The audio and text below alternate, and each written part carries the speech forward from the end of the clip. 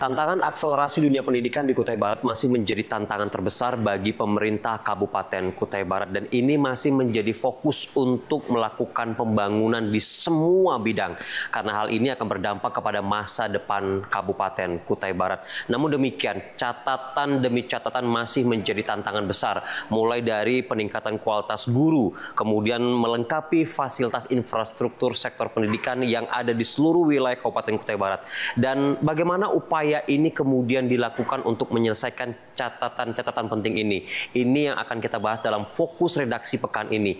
Sebelum kita membahas lebih detail, kita ikuti terlebih dahulu satu tayangan pengantar yang telah kami siapkan untuk Anda berikut ini.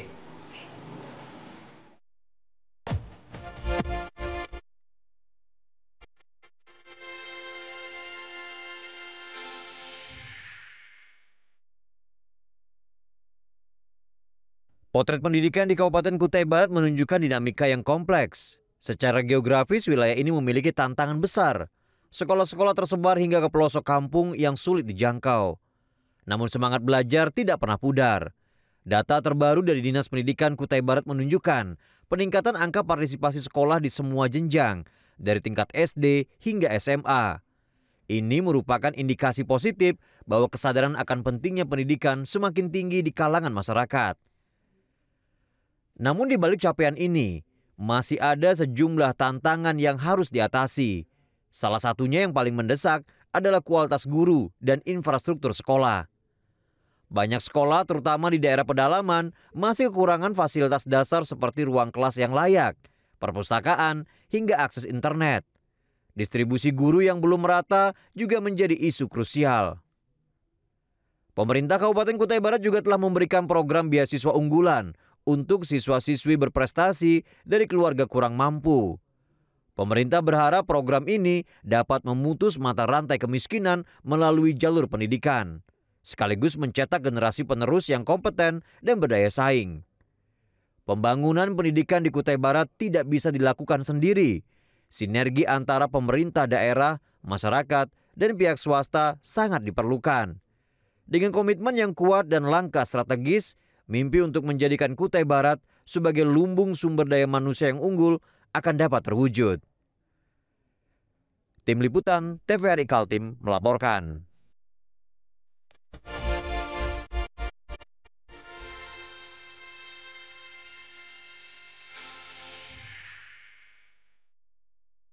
Ya, pemirsa, demikian telah kita saksikan satu tayangan pengantar dalam fokus redaksi pekan ini. Kita akan melihat bagaimana kondisi pendidikan di Kutai Barat dengan mengupas tema yakni tantangan akselerasi dunia pendidikan di Kutai Barat. Saat ini saya sudah bersama dengan Kepala Dinas Pendidikan Kabupaten Kutai Barat, Bapak Robertus Leopold Bandarsyah atau Pak Bandar. Pak Bandar, terima kasih sudah menerima kami, Pak Bandar. Sama-sama. Pak Bandar, Kutai Barat ini menjadi salah satu kabupaten muda setelah Makamulu begitu ya. Dan kita melihat kondisinya selalu menjadi perhatian selain karena akses infrastruktur, tentunya juga kita melihat berbagai sektor pembangunan, dan salah satu yang sangat menjadi perhatian khusus yakni kualitas pendidikan begitu, Pak Bandar. Ya. Bagaimana kondisi sektor pendidikan di Kutai Barat sampai dengan saat ini, Pak Bandar? Ya. Terima kasih. Pendidikan di Kutai Barat saat ini ya, kita sedang berusaha melakukan banyak perubahan ya, dan juga melakukan banyak perbaikan ya. Fokus utama kami yaitu adalah peningkatan kualitas dan kompetensi guru. Suatu kurikulum sebagus apapun, kalau guru-gurunya tidak siap, guru-gurunya tidak paham, itu tentu akan sangat maksud dari kurikulum itu tidak tercapai ya. Kita sekarang di tengah banyak perubahan ya, terutama di era digital sekarang ya, mungkin sudah 4.0, era industri 4.0, 5.0. Pendidikan kita harus terus ya berubah ya. Kita tidak bisa menyamakan pendidikan 5 tahun yang lalu, 10 tahun yang lalu dengan keadaan sekarang ya. Kita tentu tahu sekarang ini lagi eranya digitalisasi. Kita harapkan nanti juga pendidikan kita tuh arahnya ke sana. Tentunya dengan salah satunya tadi peningkatan kualitas guru. Kita sudah banyak ya melakukan pelatihan yang baru-baru ini, mungkin minggu kemarin ya, kita lakukan pelatihan untuk guru SD dan SMP untuk pelatihan artificial intelligence dan coding. Kemudian kita juga melakukan kemarin pelatihan deep learning, ya. Terus juga kita juga bekerja sama dengan berbagai pihak ya. Pertama saya pernah bekerja sama dengan LAN RI untuk mendidik para kepala sekolah kita, ya. Nama programnya itu Sekolah Idaman, ya. Di situ LAN mendidik guru-guru kami ya untuk menjadi manajer, untuk menjadi pemimpin, untuk menjadi leader di satuan pendidikannya masing-masing. Kemudian kita juga bekerja sama kemarin dengan Michael De Ruslim Foundation. Kenapa mereka bisa ke sini? Saya juga nggak tahu. Itu mungkin orang-orang baik ya, orang-orang baik yang tergerak ke sini. Ya. Mereka melakukan peningkatan kapasitas guru terhadap 9 sekolah. Ya. Kemudian kita juga bekerja sama dengan PT BEK, PCM BEK ya.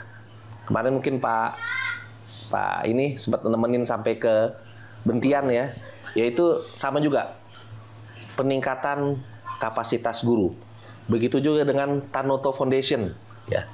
Kita bekerja sama dengan Tanoto Foundation, salah satunya ya tadi peningkatan fasilitas guru melalui FASDA ya, fasilitator daerah. Di situ guru-guru dididik ya. Selain menjadi pengajar, pendidik, juga menjadi fasilitator ya untuk guru-guru lainnya. Pak Bandar, itu kan berbicara mengenai kualitas secara teknis ya. Artinya guru-guru juga tidak dibiarkan begitu saja untuk mengupgrade sendiri, tapi difasilitasi oleh pemerintah Kabupaten Kutai Barat, Pak ya. Kalau kita berbicara mengenai perkembangan kesiapan guru yang sudah berjalan dari tahun ke tahun, termasuk tahun ini ketika memiliki kepala daerah baru Kutai Barat begitu, itu bagaimana perjalanannya, Pak? Yang Bapak pantau, Bapak lihat sampai dengan sejauh ini, Pak. Pertama, selain kepala daerah yang baru, kita juga dapat menteri baru nih, Pak. Menteri baru juga benar. Ya. Menteri baru membawa perubahan baru. Iya. Ya. Ya tadi saya sampaikan di era menteri baru ini kecerdasan artifisial, coding dan deep learning jadi fokus ya. Di menteri yang lalu itu lebih ke merdeka belajar digitalisasi ya. Yeah. Dengan Chromebook, penetrasi digital ke sekolah-sekolah ya. Nah, di era baru ini, Pak, saya yakin perubahan itu memang harus ya. Harus terjadi. Harus terjadi ya. Dan ini juga menuntut adanya akselerasi untuk menyesuaikan dong, Pak ya. Untuk orang sana tentunya tentunya gitu ya. Ke arah sana kita mulai tahun kemarin kita sudah membagikan 54 Starlink ya. 54 Starlink terutama untuk sekolah-sekolah yang blank spot. Ya. Ada berapa banyak gambaran untuk sekolah yang di bawah naungan Dinas Pendidikan Kutai Barat ini kan berada di tingkat sampai SMP kan, Pak? Iya, betul. Itu ada berapa jumlah sekolahnya secara keseluruhan sebagai gambaran utama, Pak? Untuk SMP ada 59 ya. 59 SMP negeri, Pak ya. Iya. Kalau untuk SD-nya itu ada 189 ya. Yang negeri, Pak ya. Untuk TK kita ada 19 TK negeri yang mungkin baru terbentuk tahun kemarin ya. Jadi selama berapa belas tahun kita menjadi kabupaten baru ada kemarin ada 3 terus kita tambahin jadi di tiap kecamatan jadi ada TK negeri. Karena apakah sudah ada evaluasi sejauh ini Pak bagaimana pemanfaatannya begitu? Karena memang kan Starlink juga pemanfaatannya harus disupport dengan infrastruktur lain juga begitu kan Pak. Belum lagi kita berbicara mengenai kemampuan tenaga pendidiknya, gurunya untuk kemudian mengoperasionalkan, mengoptimalkan pemanfaatannya gitu. Adakah evaluasi sementara yang sudah dilakukan Dinas Pendidikan Pak? Iya. Penggunaan Starlink dan lain-lain itu terevaluasi saat ini Pak, ya tadi. Iya. Asesmen nasional berbasis komputer tadi, yang saya bilang tadi, hasilnya adalah laporan pendidikan itu rapor pendidikan. Rapor pendidikan. Iya. Jadi semakin banyak sekolah yang mandiri melaksanakan asesmen ANBK tadi. Sebenarnya dulu ada ya programnya Pak Nadiem itu yang Chromebook Pak. Chromebook ya. Walaupun sekarang jadi masalah Pak ya. Iya. Itu kelihatan Pak. Chromebook itu digunakan untuk apa? Apa ya? Terpantau ininya. Lalu lintasnya tuh terpantau. Jadi di Chromebook itu kita nggak bisa pakai buat nonton YouTube Pak. Oke. Kita di situ kita dulu ada namanya, dulu di Menteri Lama namanya platform Merdeka Mengajar. Di situ guru-guru bisa mengakses ya. Bisa mengakses bahan ajar ya, bisa mengakses modul-modul ya, bisa mengakses semua digitalisasi pendidikan ya. Dan itu tersebar Pak. Kemampuan untuk mengakses guru-guru itu tersebar nggak di seluruh kemarin, wilayah Kubar itu Pak? Di waktu Menteri yang lama ya, itu ada namanya program guru penggerak. Ya. Program guru penggerak. Ya, walaupun sekarang dihentikan ya kalau nggak salah ya. Program guru penggerak. Nah, di situ di program guru penggerak itu kita kemarin salah satu yang paling banyak ya mengirimkan di Kaltim ya. Program guru penggerak itu sampai angkatan ke-10 kalau nggak salah ya. Angkatan ke-10. Angkatan selanjutnya ya karena ganti menteri Pak. Program tersebut dihentikan jadi program apa namanya, berubah lagi ya, program kepemimpinan guru kalau salah ya. Ada perubahan Pak ya? Ya, artinya di dalam program guru penggerak itu ya tadi diajarkan, dididik guru-guru untuk ya menggunakan tadi Pak platform Merdeka Mengajar. Ya, di situ berbagi praktek baik, ya, berbagi praktek baik itu seperti misalnya ada guru di daerah A ya. Yang kondisinya mungkin sama kita gitu ya. Nah, dia tuh nanti mengupload bahan-bahannya, kemudian bisa diakses yang lain ya. Iya, untuk jadi bahan pelajaran bersama. Iya, Pak Bandar, mohon maaf saya potong ini Pak. Kalau kita kemudian berbicara mengenai kualitas pendidikan di Kutai Barat, tentu tadi Bapak berbicara mengenai kualitas guru menjadi salah satu tantangan besar begitu. Iya. Kubar kan juga belum terlepas juga dari persoalan melengkapi infrastruktur sekolah Pak ya. Karena kan kualitas pendidikan juga akan selain ditentukan kualitas tenaga pendidiknya juga sangat ditentukan oleh fasilitas yang ada. Bagaimana kondisinya untuk fasilitas infrastrukturnya Pak? Iya. Di pendidikan Pak. Kalau kualitas infrastruktur ya memang kita harus banyak berbenah Pak ya. Iya. Karena banyak sekolah-sekolah itu warisan dari Kukar dulu ya, Kutai Kertanegara Pak ya, sebelum kita ini. Terutama juga daerah-daerah terpencil ya. Itu minim sarana, salah satunya ya tadi ruang kelas yang mungkin tidak tidak memenuhi syarat ya. Tidak memadai Pak ya. Tidak memadai. Mungkin tidak ada rumah guru ya.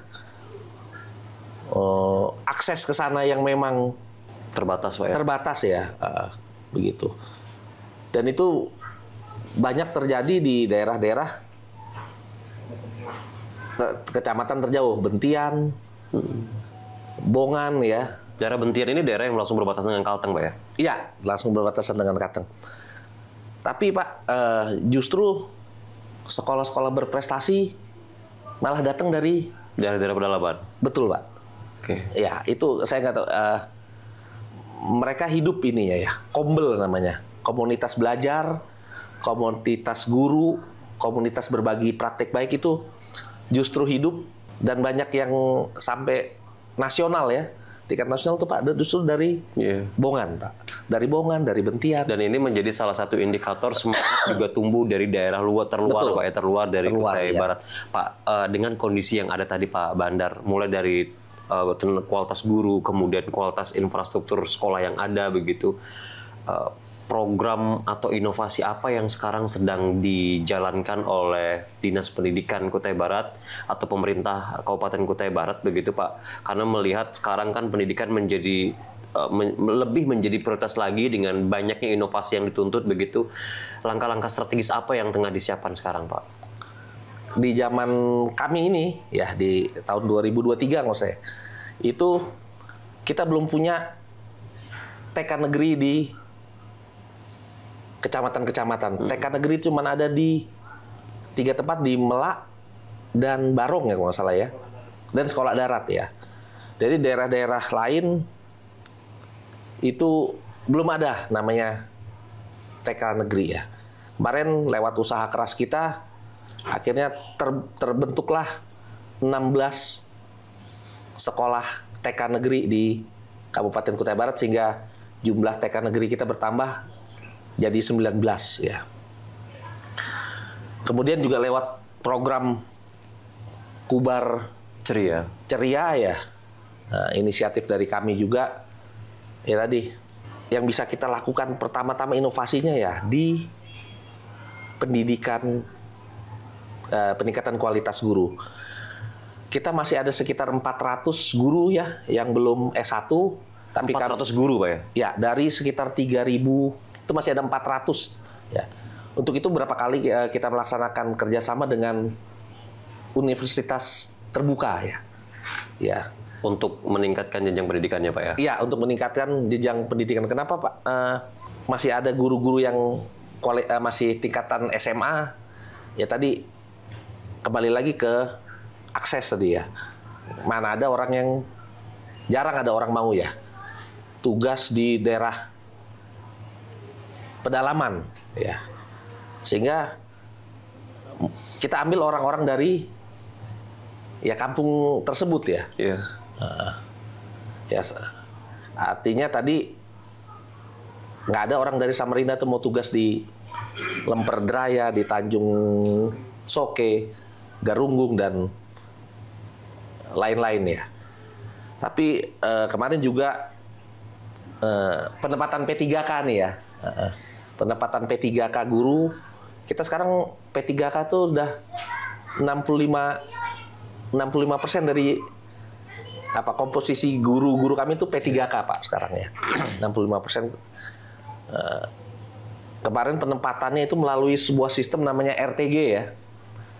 Ya, di RTG itu kelihatan sekolah mana yang perlu guru A, guru B, guru C.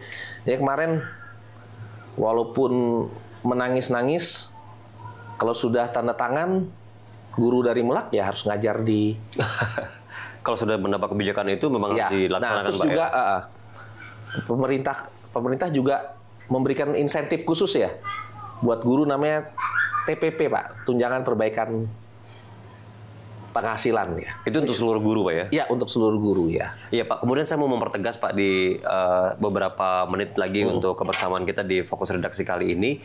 Apa yang difokuskan di Kubar Ceria Pak? Kubar Ceria itu esensinya seperti apa program ini berjalan Pak?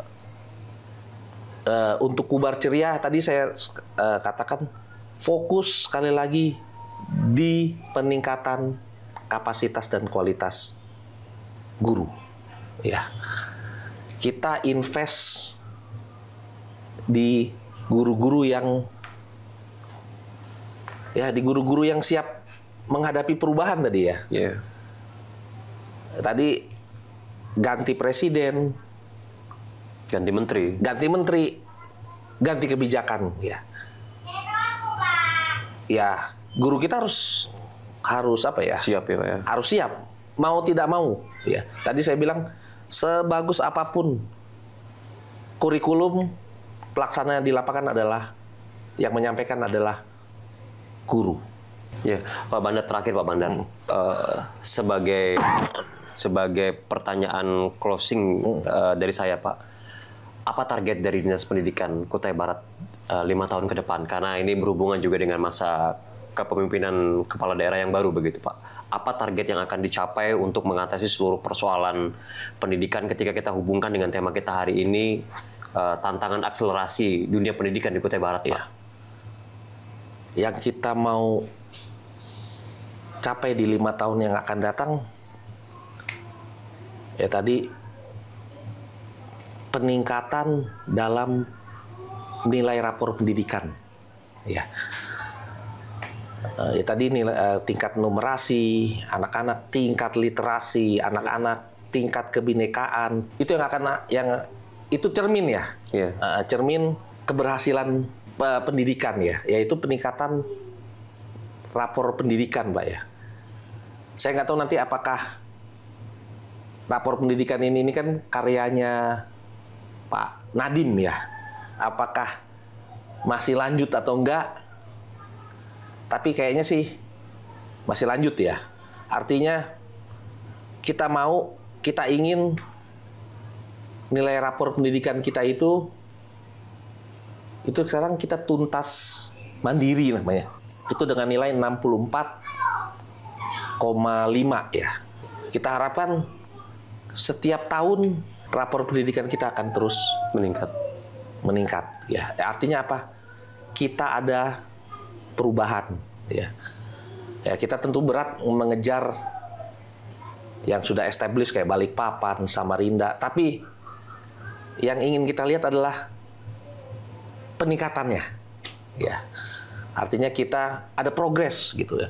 Ada progres dari rapor pendidikan kita. Lebih luasnya lagi ya, indeks pembangunan manusia kita. Ya. Indeks pembangunan manusia kita ya terus meningkat ke depannya.